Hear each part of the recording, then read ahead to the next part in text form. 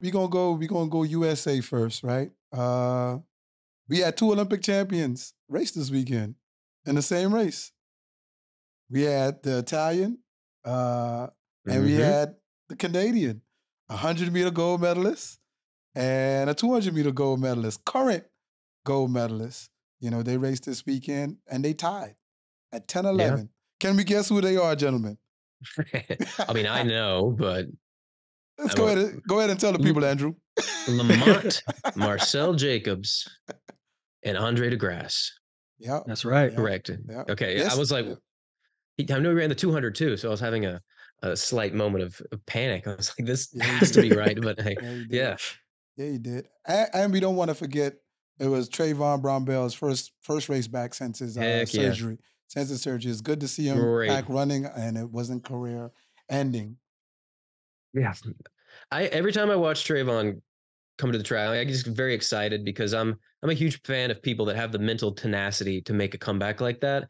And I mean, most people probably are aware of his like 2016 Achilles explosion, and then he comes back, drops a 9.76 later in his career at altitude, but who cares, and he gets on the podium in 2022 in the 100. Just an amazing story that I am so happy to see him continuing to run well. And they're bringing some speed down there, and it's another Florida camp, but like it's just always great to see him competing. And whenever DeGrasse and Jacobs too get moving, man, that's scary. Yeah. Those are the two Tokyo champions. DeGrasse is the master at peaking at the right time. Lamont, it's just Marcel Jacobs. I don't know what to call him sometimes. Lamont Marcel Jacobs. I feel like when he's reaching his peak fitness, man, the man's scary. I remember watching him in Tokyo. We're gonna call him LMJ. That's gonna be easy for you. LMJ? Lamont Marcel Jacobs. That's LMJ, man. All right. When I see him, I'm gonna call him that. When he see me, he's gonna be like, hey man, you gave me a name. I feel like I need to add that Italian flair. Lamont Marcel Jacobs. I think there you go. That was gonna be way better now. That was gonna be way better than mine for sure. It sounds okay. He held his hand up and everything. It just happened naturally. That's the Italian way. But, yeah, great to see them back. Super excited.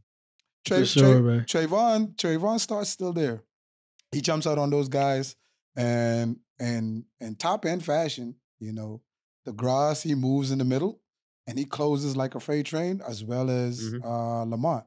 So it just seeing like, that's Trayvon's first 100. You got to get that back end together a little bit. You know what I mean? He has time. For Lamont and De Grasse, they show that their closing speed is definitely there. I'm actually very happy for Trayvon because watching him come back from his last injury, it was painful. It was painful to watch him starting his season off with 12:20. I mean, a 10:20, and people are saying, "Oh man, he's done. It's over for him, man. He's not coming back." He proved them all wrong. But at the same time, watching him this time around, his race pattern wasn't off by that much. He looked a little rusty. You know what I mean? Towards the end of the race. But like you said, he got out. He led the race for a large majority of the race. And then you watch actually how Andre De Grasse really operates. He's a guy who comes on late in the race anyway. So if I felt like if they caught Trayvon at the 45-meter mark, then I'll be like, okay, all right, we need a little more training. But I think he's spot on right now. I think that he's good where he's at. He can build from there. Yeah, I think so too.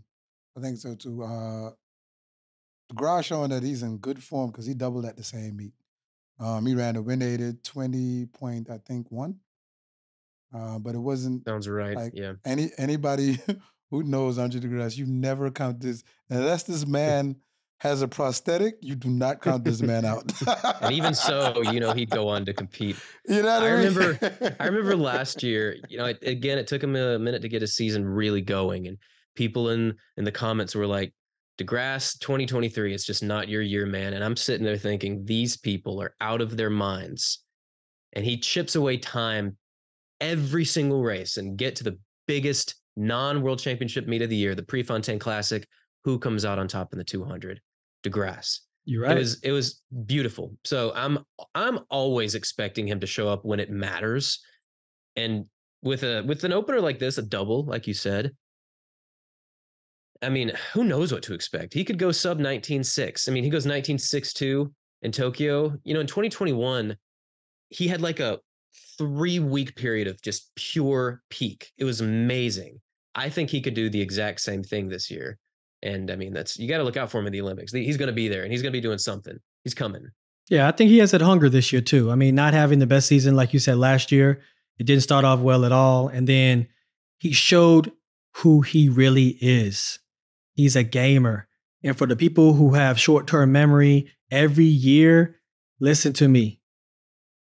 Record this. Put it on your phone. Andre De Grasse is a gamer.